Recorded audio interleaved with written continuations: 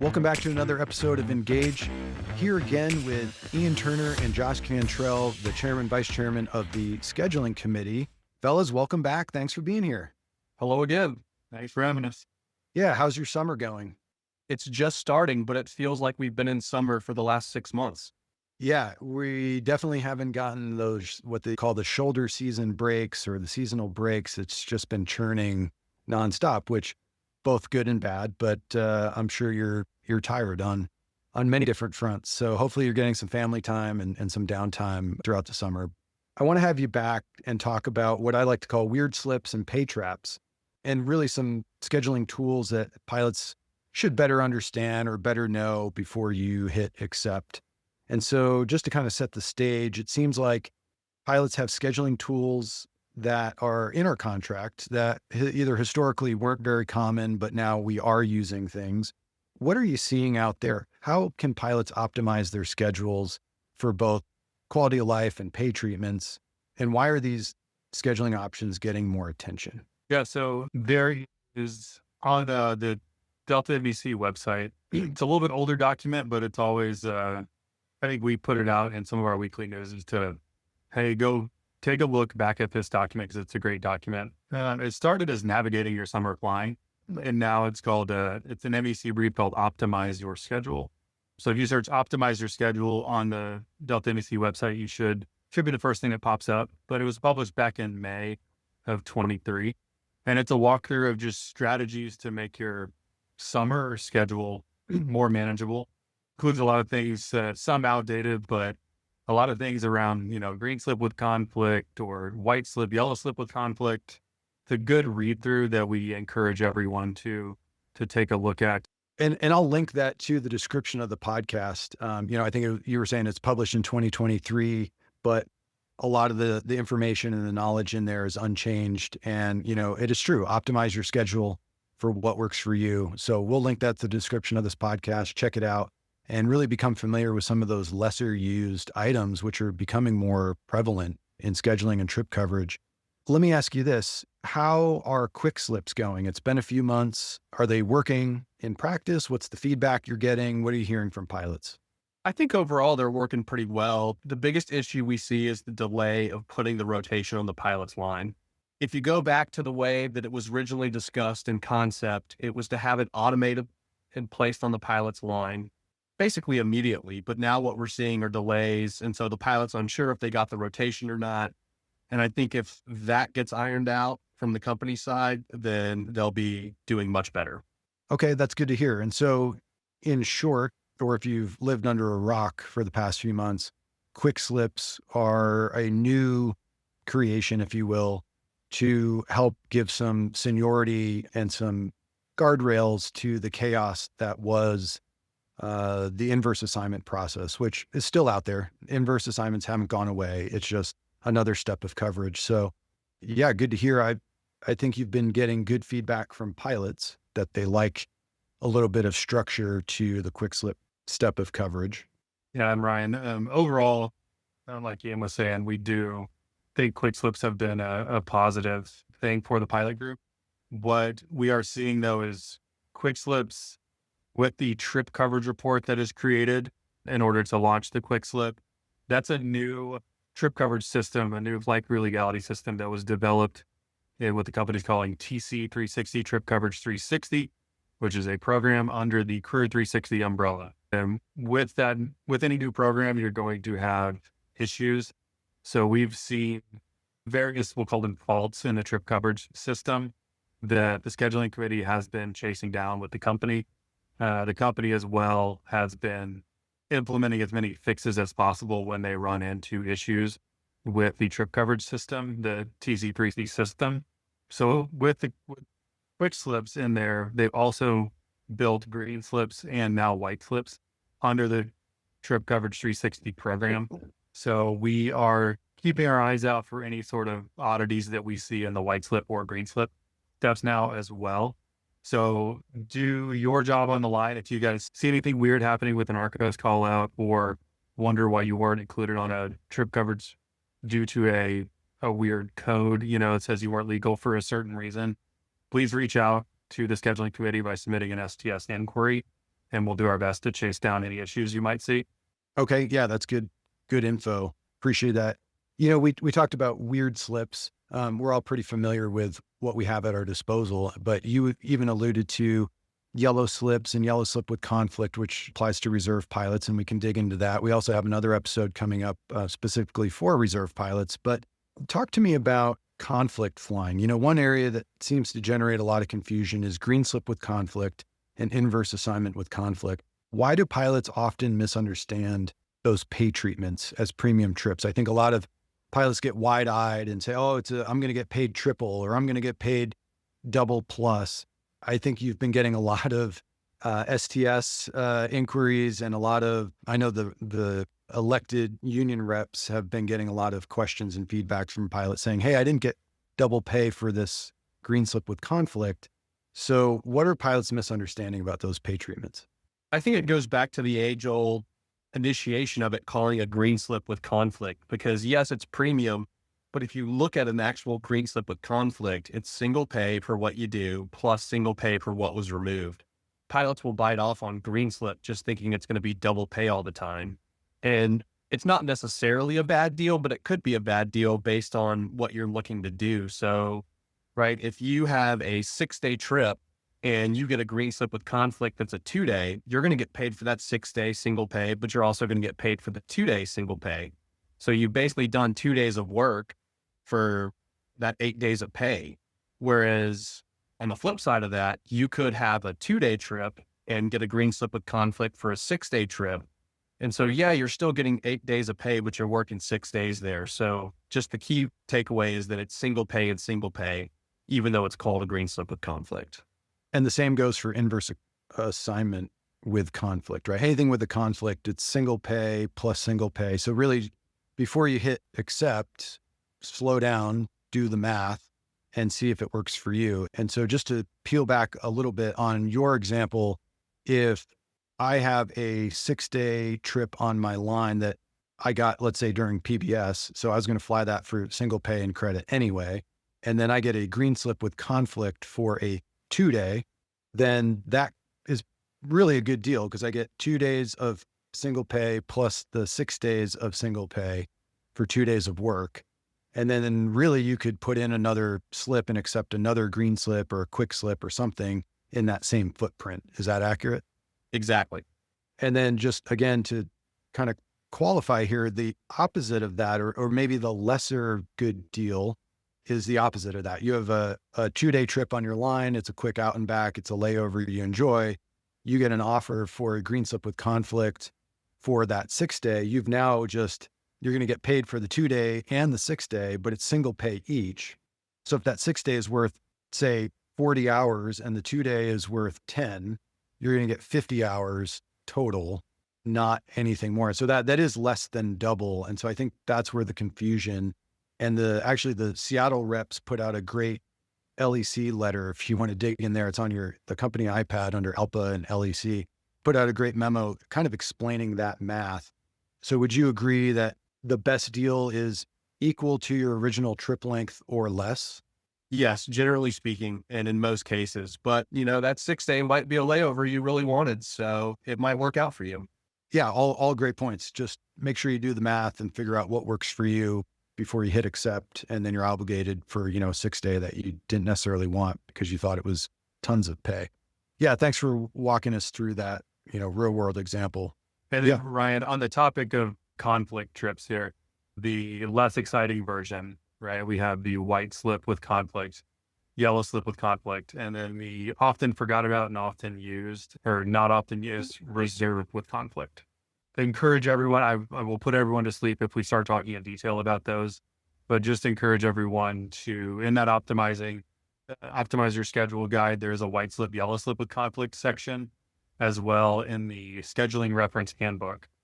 We have an entire reserve with conflict section. That reserve with conflict can be a pretty good deal overall. So just encourage everyone to read through those sections and submit STS inquiries if you have any questions.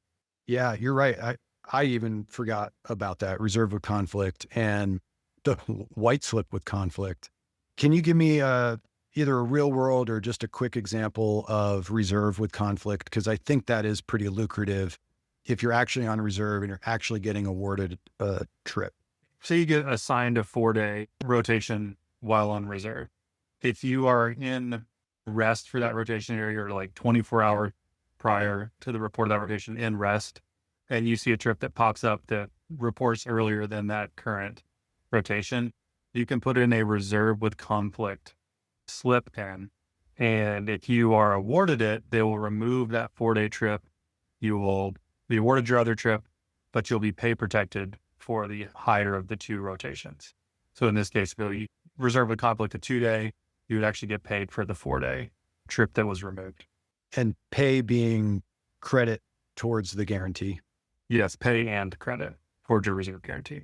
Okay. Yeah, that could be some strategic scheduling tool that reserve pilots could use. So keep that in mind. I think that's, like you said, it's often forgotten and not often used, but that could be a great opportunity, especially with the amount of open time churning through the system.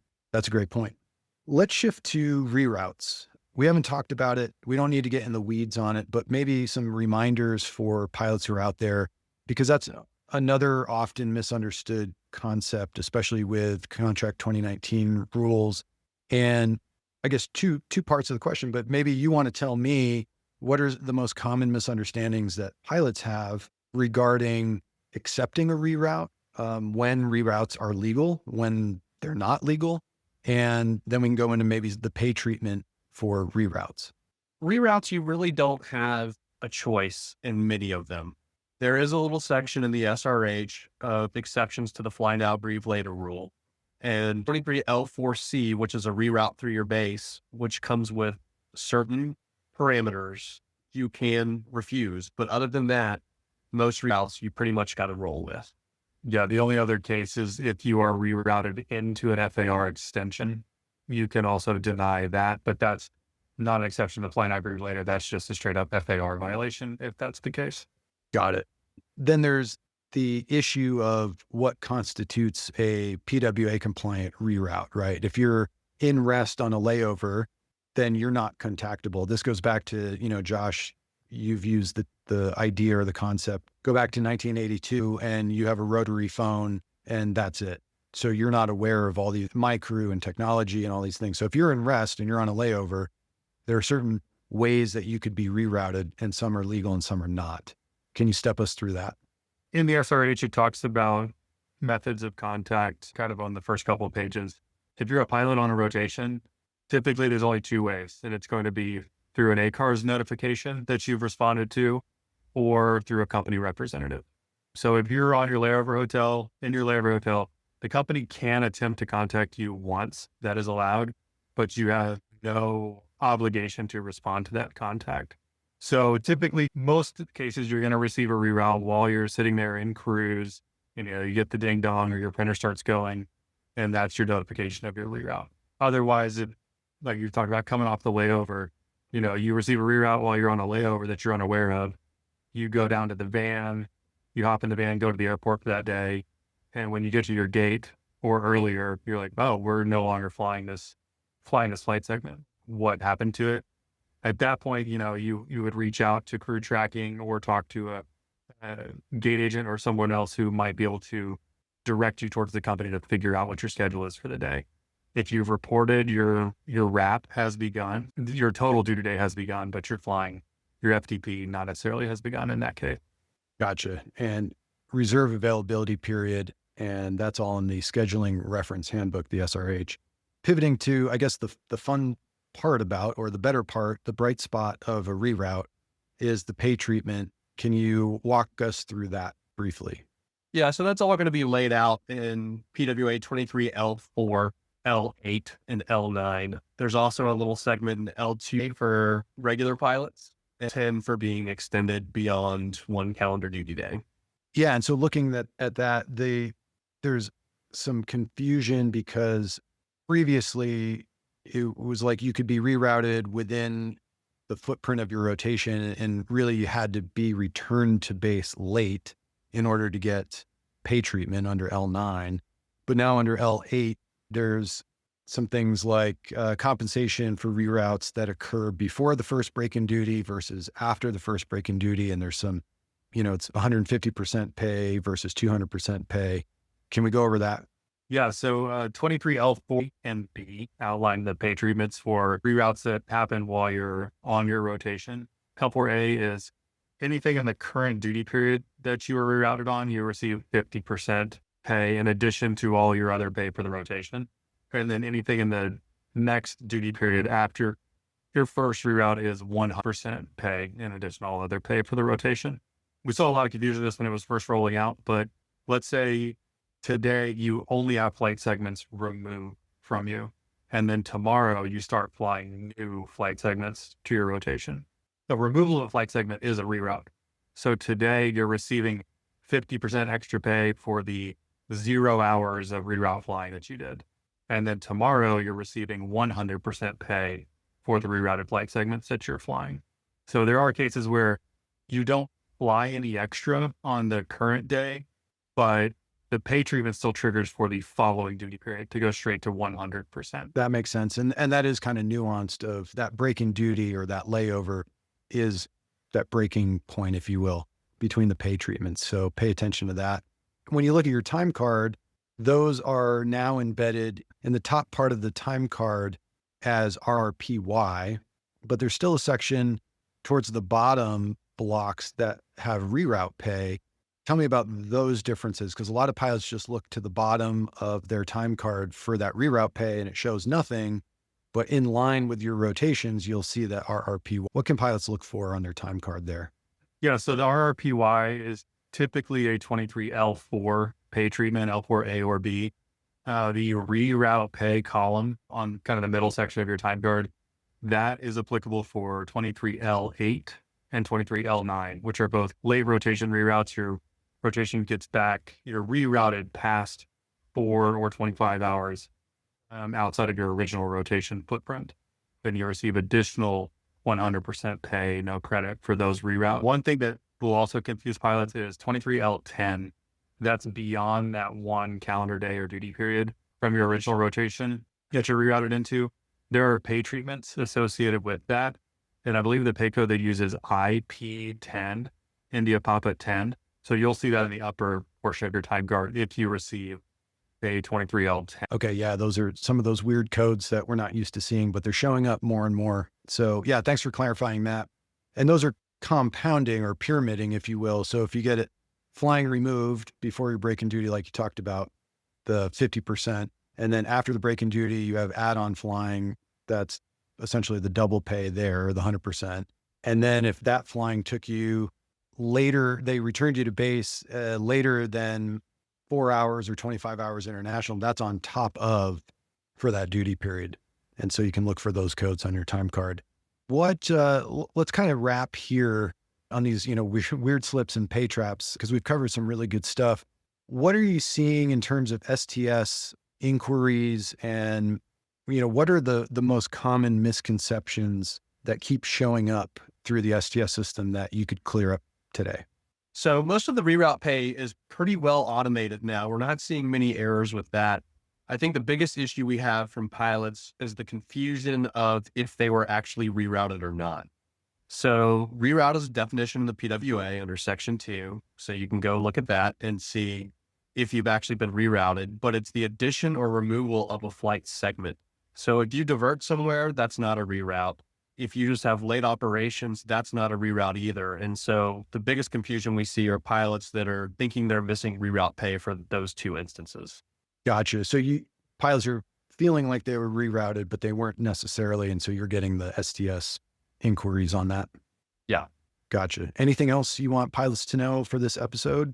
I don't think so. Okay, we'll leave it there. Ian Turner, Josh Cantrell from the scheduling committee. You guys are hard at work and never seem to get a break, but hopefully you'll get some. Thanks for being here. Appreciate your work and appreciate your help. Thanks, Ryan. Thanks, Ryan. You're listening to Engage, the podcast for Delta pilots. Follow us on Spotify, Apple Podcast, or your favorite podcast platform, and receive notifications when a new episode is available.